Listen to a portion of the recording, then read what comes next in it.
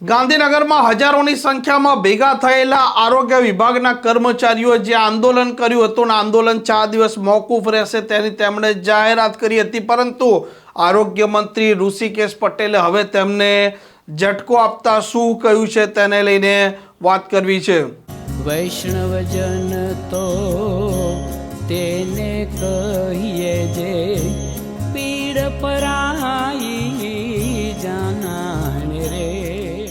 નમસ્કાર, આપ જોઈ રહ્યા છો નવજીવન ન્યૂઝ અને હું છું આપની સાથે તોફિક ગાંચી।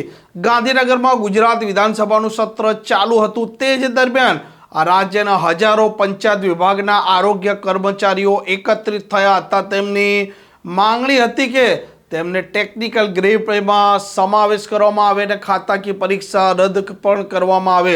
આ મામલે તે સતત આંદોલન પણ કરતા હતા। પોલીસ દ્વારા તેમને ડિટેન પણ કરવામાં આવતા હતા અને 2 દિવસ પહેલા જ જાહેરાત કરવામાં આવી હતી કે આરોગ્ય વિભાગના કર્મચારીઓનું આંદોલન 4 દિવસ મોકૂફ રહેશે। અંતે આરોગ્ય મંત્રી ઋષિકેશ પટેલે આજે કહ્યું છે કે આરોગ્ય વિભાગના કર્મચારીઓની આ માંગણીઓ હતી તે અયોગ્ય હતી। તેમના સાથે આંદોલન પહેલા ચર્ચા થઈ હતી કે એપ્રિલ મહિનામાં તેમના સાથે બેઠક કરવામાં આવશે અને બેઠક બાદ તેમની જે માંગણીઓ છે તેના પર ચર્ચા વિચારણા પણ કરવામાં આવશે।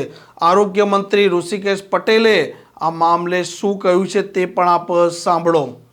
હવે આરોગ્ય કર્મીઓએ ગઈકાલે એમનું સ્ટેટમેન્ટ આપી દીધું છે। કાલે અમે બેઠા પણ હતા, પરંતુ દરેક મુદ્દો જો કે શરૂઆતમાં જ્યારે મળ્યા એ વખતે પણ કહ્યું હતું કે એપ્રિલમાં આપણે વાતચીત કરીશું, પરંતુ ક્યાંક ગેરસમજના કારણે વહેલા ઉતાવળ પણ એમની થઈ ગઈ હડતાલ કરવામાં। પરંતુ એમના જે મુદ્દાઓ છે એટલે એ મુદ્દાઓ કેવળ આરોગ્ય અને પંચાયત વિભાગ સાથે બેસીને નક્કી કરી શકે એમ નથી।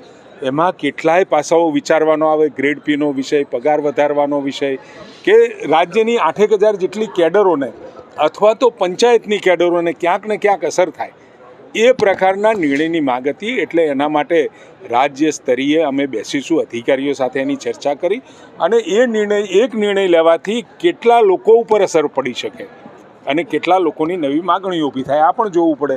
એટલે સ્વાભાવિક એમને કહ્યું છે અને ચોક્કસ એમને જે મુદ્દા આપ્યા છે વિચારીશું। આમ ક્યાંક ને ક્યાંક હવે આરોગ્ય મંત્રી ઋષિકેશ પટેલે આડકતરા સંકેતો આપી દીધા છે કે આરોગ્ય વિભાગની જે કર્મચારીઓની માંગણીઓ હતી તે અયોગ્ય છે અને આવનારા સમયમાં તેનું નિરાકરણ આવે તેવું અત્યારે તેમની વાત પરથી દેખાઈ પણ નથી રહ્યું। આ પ્રકારના સમાચાર, આ પ્રકારના અહેવાલ માટે નવજીવન ન્યૂઝ ત્યાં ચેનલ જોવાનું અને સબસ્ક્રાઇબ કરવાનું ભૂલતા નહીં। નમસ્કાર। વૈષ્ણવજન તો તેને કહીએ જે પીડ પરા